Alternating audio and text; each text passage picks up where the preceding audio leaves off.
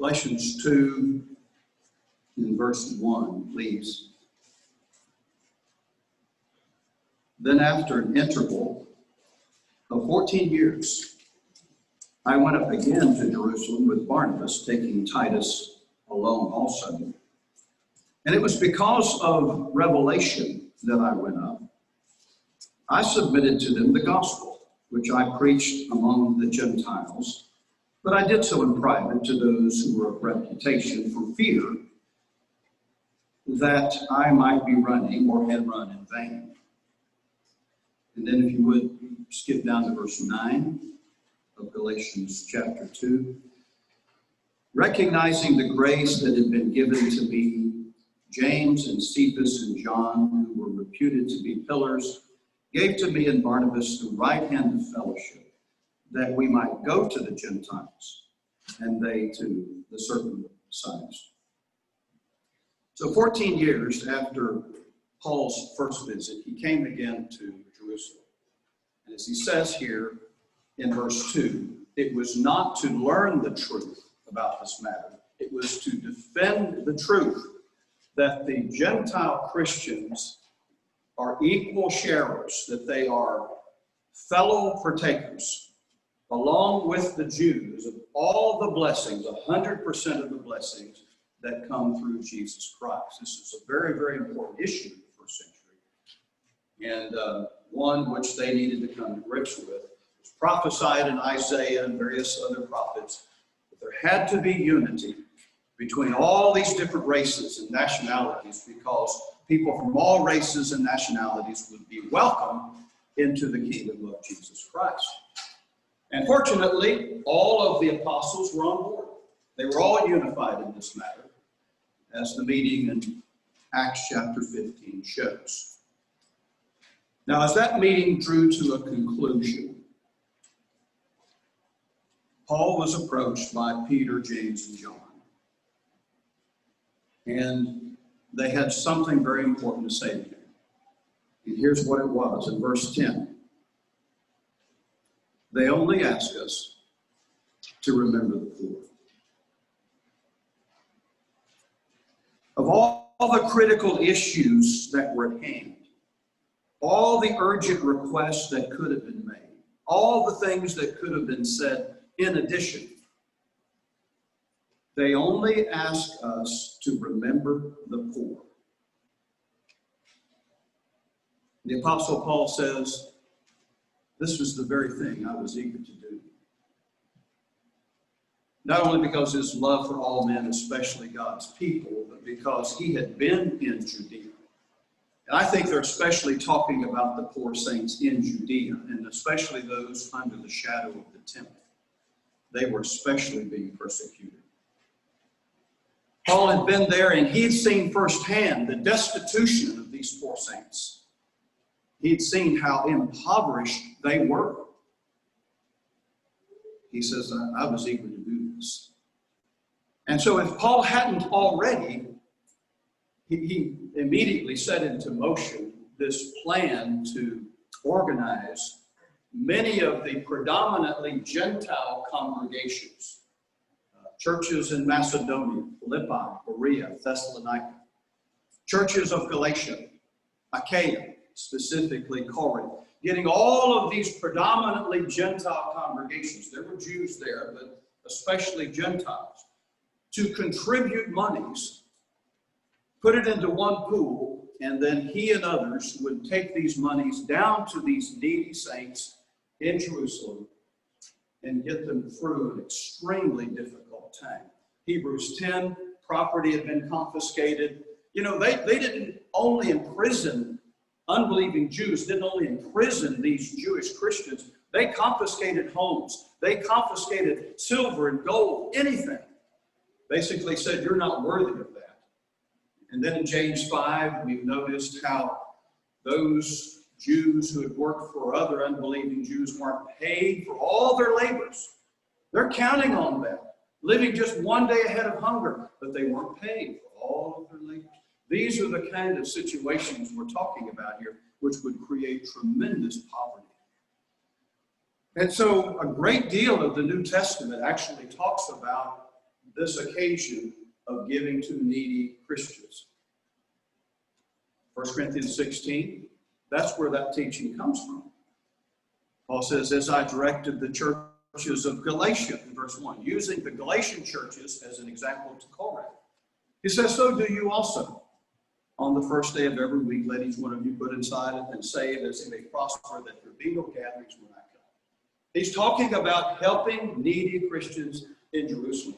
This request that Peter, James, and John are making here in Galatians chapter 2, verse 9 and 10. And so Paul will say a lot about it in 2 Corinthians. And there he'll use the Macedonians as an example to the Corinthians. Evidently, the Corinthians were dragging their feet on this thing. And then he'll even talk about it to the Roman saints in chapter 15. He says, I hope to come and be with you, verse 25 and 26. He says, but first of all, I'm going to Jerusalem, serving the saints for the poor among the Christians there. And he uses the lowest term for poor. Same word used of the widow in Mark 12, who had only 2 mites. 10 years earlier, you remember in Acts 11, you studied this with Dan recently. Prophets came up from Jerusalem to Antioch and said there's going to be a great famine. It occurred in the reign of Claudius. And so the brethren in Antioch of Syria put together a contribution to take to the needy saints in Judea. And so this was an ongoing need among these saints. But most importantly, we see voluntary free will offerings. All giving in the New Testament is voluntary free will. All of it. And yet they gave in abundance. Paul will call it grace giving, because only the grace and mercy of God would teach a person to give like the Macedonians gave. Very, very important matter. This matter of helping the poor, whether it's your brethren or those who may not be your brethren. But these contributions would serve 3 main purposes. Number 1, help the needy saints in Judea. Number 2, it would help unify and strengthen the bond between Jewish and Gentile Christians. Isaiah prophesied there will come a time when the wolf and the lamb, the leopard and the kid will lie down together. And he was talking about unity between Jew and Gentile. All these nationalities, people are normally enemies, coming together and loving one another. And it would only strengthen that bond. And then third, many thanks, and of course, glory to God. Look at 2 Corinthians chapter 9. The Apostle Paul summarizes the great effect this giving will have upon these needy Christians. In 2 Corinthians chapter 9, chapter 8, chapter 9 are all about that contribution. A lot of space, a lot of attention given to this. In 2 Corinthians 9, verse 10, he says, now he who supplies seed to the sower and bread for food will supply and multiply your seed for sowing and increase the harvest of your righteousness. Now, it's incentive. This is motivation to the Corinthian saints to get this done. You know, you need to be busy giving so that these Christians can be helped out. It hasn't happened yet, but Paul's going to list reason after reason after reason, and effect and consequence, and all the blessings that are going to come from this as if it was done, so that the Corinthians would move forward in this contribution. But let's look at some of the blessings he mentions. Verse 11, you will be enriched in everything for all liberality, which through us is producing thanksgiving to God. For the ministry of this service is not only fully supplying the needs of the saints, but also overflowing through many thanksgivings to God. Verse 13, because of the proof given by this ministry, they will glorify God for your obedience to your confession of the gospel of Christ, and for the liberality of your contribution to them and to all. While they also, by prayer on your behalf, yearn for you because of the surpassing grace of God in you. Thanks be to God for this indescribable gift. Yes, it is a gift. Again, all giving in the New Testament is a gift. It's voluntary. So what are the great blessings that Paul says would come from this grace giving? 2 Corinthians 8 and verse 1. Helping Christians in need. Our brother mentioned those who in California we may be made aware of a need there soon. And there are other situations where only you and the Lord know arise from time to time. And you step up and answer those needs. Well, here are some of the results of you doing that, stepping up and helping the poor among your own brethren. First of all, verse 12, he says it will result in thanksgivings to God. That alone is enough reason to do it. Thanksgivings to God. Verse 13, such grace giving will lead those help to glorify God. The greatest goal of any work, the greatest goal of any effort, to glorify God. There are a number of ends, but the end of all ends is the glory of God. Specifically, Paul says, glorify God for your obedience to your confession of the gospel. You know what he's saying there? Remember, these are predominantly Gentile Christians, people from all various nations giving to Jewish Christians. Jewish Christians and Gentiles had this tremendous rift between them still. And Paul was trying to narrow that rift. He was trying to bring unity between the two. And Paul says, by you giving so generously, liberally, freely, they're going to see that your confession to Christ in the gospel is sincere, it's genuine, it's real. These Gentile Christians are the real deal. They truly love God, they truly love us. Well, they should know that already. But things like this will help them to understand that. They're just like us. They are totally in for the Lord. They're devoted to the Lord.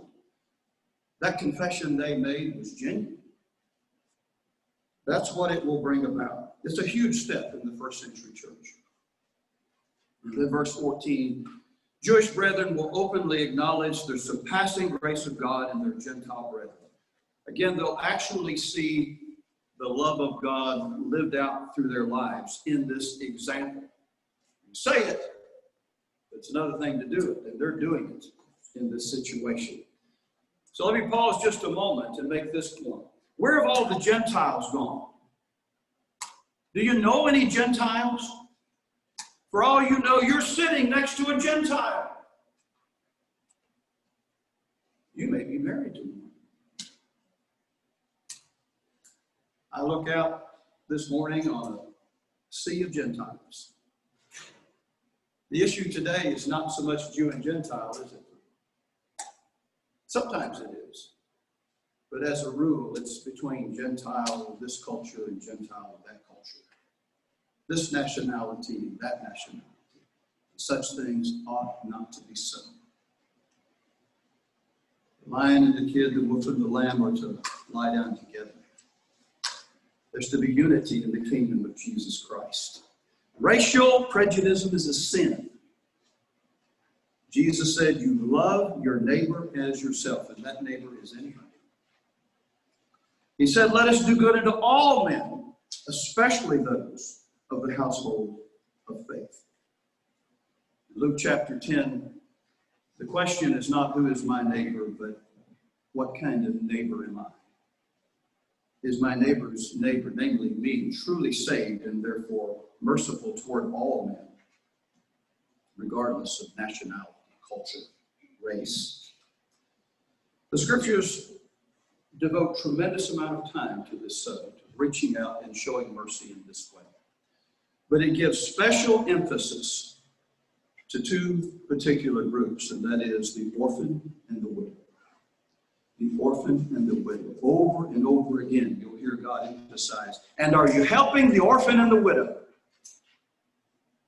As an individual Christian, as an individual family, are you helping the orphan and the widow? Go back with me to Exodus 22 for a moment. Exodus 22. We see it in the life of Job in the patriarchal age. He's very mindful, very conscientious of helping the orphan and the widow. And here in the time of Israel, God says this in verse 22 of Exodus 22. He says, you shall not afflict any widow or orphan.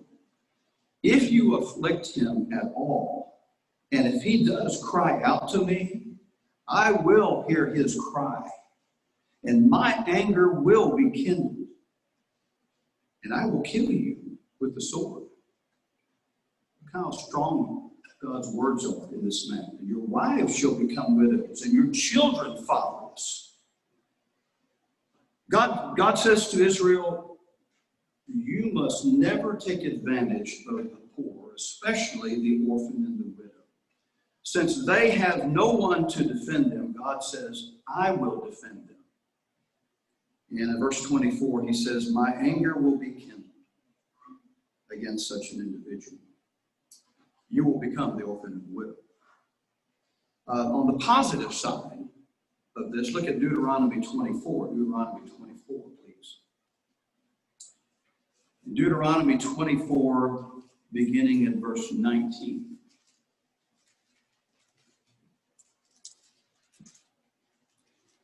When you reap your harvest in your field and have forgotten a sheaf in the field, you shall not go back to get it. It shall be for the alien, for the orphan and the widow, in order that the Lord your God may bless you in all the work of your hands. When you beat your olive tree, you shall not go over the branches again. It shall be for the alien, for the orphan, and for the widow. When you gather the grapes of your vineyard, you shall not go over it again. It shall be for the alien, for the orphan, and for the widow. And then this important reason given in verse 22, Israel. You shall remember that you were a slave in the land of Egypt. Therefore, I'm commanding you to do this thing. In other words, Israel, you know how that feels to not have enough food, to not have enough clothing. But you also remember, I was your God, and I was merciful to you. And so you are to be merciful to one another. Whether it's Israel in the land of Egypt or us in a situation where there's a need in front of us, it shouldn't be difficult for us to muster enough compassion to know what it's like to be without food and to not have enough clothing. Such mercy should not be a problem, but it was a problem in Israel. It was a problem. Isaiah chapter 1, many years later, Israel failed to do what God is saying here. Isaiah chapter 1, in verse 16. In unmistakable terms, God spells out what Israel needed to do to avoid judgment. Both Israel and Judah. This is what you need to do, he says, to avoid judgment. He says in just a few words here. In verse 16, wash yourselves to make yourselves clean. Remove the evil of your deeds from my sight. Cease to do evil. Learn to do good. Seek justice. Reprove the ruthless. And then listen to this. Defend the orphan. Plead for the widow. Now you think of all the things Israel was involved in at this time and what God could have said. And yet among all those things, God focused on seek justice, reprove the ruthless, defend the orphan, defend the widow. But Israel failed even in this area.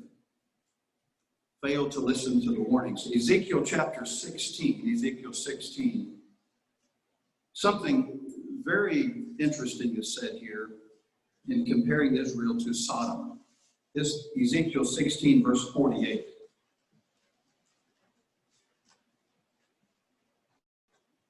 As I live, declares the Lord God, Sodom, your sister, and her daughters have not done as you and your daughters have done. Behold, this was the guilt of your sister Sodom.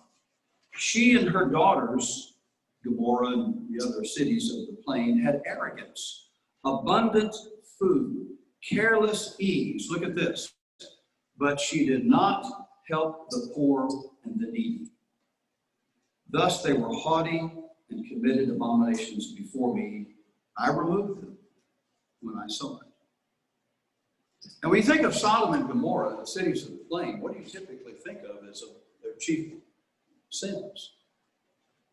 You think of sexual immorality in general and homosexuality in particular. Greed. Not one word of that here. Not one word.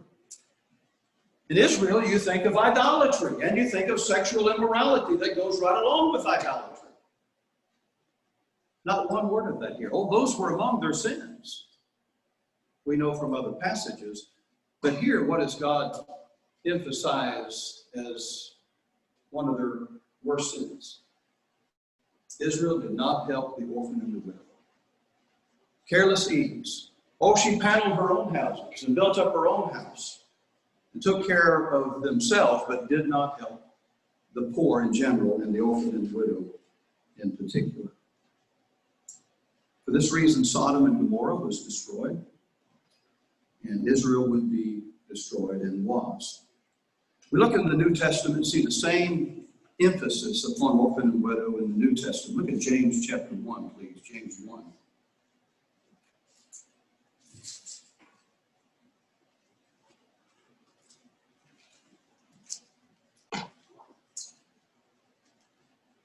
Just recently studied this in our Sunday evening class. James 1, a specific way to show our faith. Faith in action, shoe leather faith. Verse 27, this is pure and undefiled religion in the sight of our God and Father, to visit orphans and widows in their distress and keep oneself unstained by the world. I've heard an awful lot of discussion about this passage, James 1:27, through the years, and I've been right in the thick of it for much of that time. But you know what? I've seen very little actual doing of what James says here. It's kind of like the argument the Jews had about who's my neighbor in Luke chapter 10. They spent all their time discussing it and very little time actually doing it. Well, I've seen some really good things happen as a result of teaching like this. I've seen friends like Dave and Dana Carosa begin the Sacred Selections organization and help organize and structure and provide money so people can adopt children and help hundreds and hundreds of adoptions come about. And I've known of Christian families to adopt children, and through various situations, going overseas or through other organizations. And I've seen people be involved in CASA and DFS, Division Family Services, and many other situations. I've seen that. But I've also seen an awful lot of discussion and not a whole lot of doing. As individuals, Christians, as individual families, can we not see this is very, very important to the Lord? Remember Jesus' statement? He said, the poor you always have with you. Well, they may not come knocking at your door. In fact, they probably won't. But they're out there. You always have them with you. And it's going to be up to you and I to find that situation, how that will suit our situation, how we can best be of service and help the poor in general and the orphan and the widow in particular. But we all need to do something in this area because we're all extremely blessed physically. I mean, over the top blessed physically. Matthew chapter 23, let's start bringing our lesson to a close this morning. Matthew 23. Jesus said this in his fifth woe to the scribes and Pharisees. He said, verse 23, you tithe, mint, dill, and cumin. You've neglected the weightier provisions of the law, justice, mercy, faithfulness. These you should have done without neglecting the others. And so this is what we're doing right now in our lessons. We are presenting lessons on what Jesus himself called the weightier matters. The weightier matters. Justice, mercy, faithfulness. These are matters that you and I have weighed to reach that decision. These are matters that have been weighed on the scales of divine wisdom. And God's infinite knowledge has said, these things weigh more. They are priorities. They have a very special place. to me, and if to God, they better have a special place to us. Not that all of God's commands aren't important. All of his commands are important. Tithing. But Jesus said, there are weightier things. Now, why are they weightier? Because they're foundational. They're foundational. All the other things are built on these weighty things. Justice, mercy, love, trust. They're all built on that. And I believe that's what Jesus meant when he said, not everyone says, Lord, Lord, will enter the kingdom of heaven, he that doeth the will of my Father. In that context, what's doing the will of the Father in Matthew 5, 6, and 7? Mercy, meekness, peace, being a peacemaker, purity of heart, humility, honesty, loving your neighbors yourself. That's doing the will of the Father in the context. Anything else, Jesus says, is building your life on a foundation of sand. They're fundamental. They're foundational. And that's why they are weightier. Behind each one of these, there is the deed. There's the singing. There's the praying. There's the Lord's Supper. Love, justice, mercy, trust, faith. That's foundational to everything we do or should be. It's the reason. It's the motivation. It's the basis. Sometimes I'll come across a booklet, something like this, and it will say, First Principles of Christianity. And I look at the topics that are in there, 13 topics, and not one thing in that list are things that, as I read the scriptures, I would consider first principles of Christianity. In fact, I would not consider most of the topics a 32nd cousin to a fundamental principle of Christianity. These are fundamental principles of Christianity. These are basic. These are foundational. And if we miss these, nothing else really matters. Paul said if we don't have love for one another, love for God, then even if we gave our body to be burned, it would profit us nothing. They're the foundation. We built everything else on. God is merciful, and he expects his children to be merciful. Jesus had the perfect combination of conviction and mercy. He taught mercy. He showed mercy. He ate with the publicans and the sinners. He often would use the despised Samaritans as heroes in some of his stories. Just imagine Jewish eyes rolling as he said, then a Samaritan came along and he stopped and showed compassion when Jesus told that story. Jesus was extremely patient with his apostles who had many faults and many misconceptions. I mean, all the way through his 3-year ministry. One brother said the apostles must have been among Jesus' dearest problems. But most of those misconceptions wouldn't be cleared up until after the resurrection. And yet he stayed with them. He didn't give up on them because their heart was good. Love was there. Mercy was there. They were good and honest hearts that Jesus could mold and shape, just like your heart. There's a time for reproof, there's a time for correction, but even that must be done in love and mercy. Restore such a one in the spirit of gentleness, Paul said. In our busy day-to-day lives, are we remembering the poor, especially the orphan and the widow? In our planning and goal setting for the future, are there poor and needy folks in those plans, especially the orphan and the widow? As we fill our pantries with food of every variety, closets with many clothes, remember the poor. As we furnish our nice homes with things far beyond what's needed, are we remembering those who are without homes, who've never had their own home, who've never even had a room of their own, sometimes not even their own bed? By the grace and mercy of God, I'm sure that we're right there with Paul. This is the very thing I'm eager to do. Jesus said, the poor you always have with you. And Jesus set an example of service to help the poor so that we not only hear that message, but we see it lived out in action. He said it's more blessed to give than to receive. You know, there's some blessings that are only for the givers, that are reserved only for the givers. You'll never know them until you're among the givers. Let's be among the givers. Paul says Jesus became poor. He voluntarily became poor so that we could be rich in faith. That word poor, again, the lowest term for poor. He became poor so that we could be rich in faith. And we could have heaven's riches someday. He also said, lay not up for yourselves treasures upon the earth, where moth and rust doth corrupt, thieves break through and steal. But lay for yourselves treasures in heaven, moth-proof, rust-proof, theft-proof, eternal.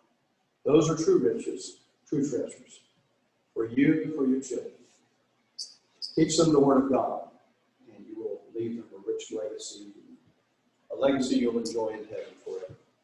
If you come to the Lord this morning, the song that Adam selected hopefully encourage you to make that step. Will you come as we